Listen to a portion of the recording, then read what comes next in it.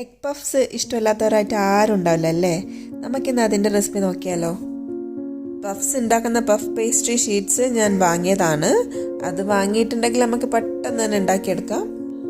അല്ലാതെ മാവ് വെച്ച് കുഴച്ചിട്ടൊക്കെ നമുക്ക് ഉണ്ടാക്കാം. അത് കുറച്ച് ടൈം കൺസ്യൂമിങ് ആയതുകൊണ്ട് ഞാൻ ഇങ്ങനെയാണ് പ്രിഫർ ചെയ്യുന്നത്. ഈസി മെത്തഡല്ല എല്ലാവർക്കും ഇഷ്ടം. 6 മുട്ട ഞാനൊന്ന് കുക്കറിൽ പുഴുങ്ങിയെടുത്തിട്ടുണ്ട്. ഇനി ഒരു പാനിലേക്ക് ആവശ്യത്തിനുള്ള ഓയിൽ ഒഴിക്കുക. കൂടെ തന്നെ ഒരു 3 വലിയ സവോളയാണ് ഇതുപോലെ ഇട്ടിട്ട് ടീസ്പൂൺ ഉപ്പും കൂടെ ചേർത്ത് നന്നായിട്ടൊന്ന് വഴറ്റിയെടുക്കുക. ഉള്ളി ഒന്ന് വാടി വരുമ്പോൾ തന്നെ 1 teaspoon Kashmiri chilli powder, 1/2 teaspoon മഞ്ഞൾപ്പൊടി, 1/2 ടീസ്പൂൺ ഗരം മസാല, 2 ടീസ്പൂൺ മല്ലിപ്പൊടി എന്നിവയിട്ട് നന്നായിട്ടൊന്ന് വഴറ്റിയെടുക്കുക. കൂടെ തന്നെ കുറച്ച് കറിവേപ്പിലയും 2 ടീസ്പൂൺ ജിഞ്ചർ ഗാർലിക് പേസ്റ്റും കൂടെ ഇടുക.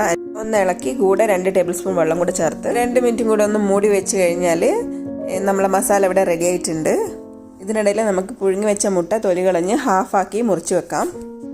ഇതാണ് പഫ്സിൻ്റെ ഷീറ്റ്. ഇതിൽ നിന്ന് ഓരോന്നായി ഇങ്ങനെ എടുത്ത് വെച്ച് അതിലേക്ക് ആവശ്യത്തിന് മസാല ചേർത്ത് കൊടുക്കുക. അതിൽ ഹാഫാക്കി കട്ട് ചെയ്ത എഗ്ഗും കൂടെ വെച്ച് ഇതുപോലെ 4 സൈഡും ഒന്ന് പ്രസ് ചെയ്ത് ഇതുപോലെ ഒന്ന് ഒട്ടിച്ചു കൊടുക്കുക.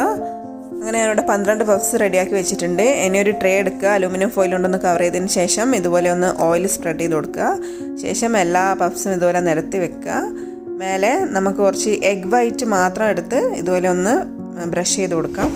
ഞാൻ പകുതി ഓവനിലും ബാക്കി എയർ ഫ്രയറിലും കൂടിയാണ് വെച്ചത്. എയർ ഫ്രയറിൽ 160 ഡിഗ്രി 15 മിനിറ്റും ഓവനിൽ 180 ഡിഗ്രി ഒരു 20 മിനിറ്റ്സും കൂടെ വെച്ച് കഴിഞ്ഞാൽ പഫ്സ് റെഡിയായി കിട്ടും.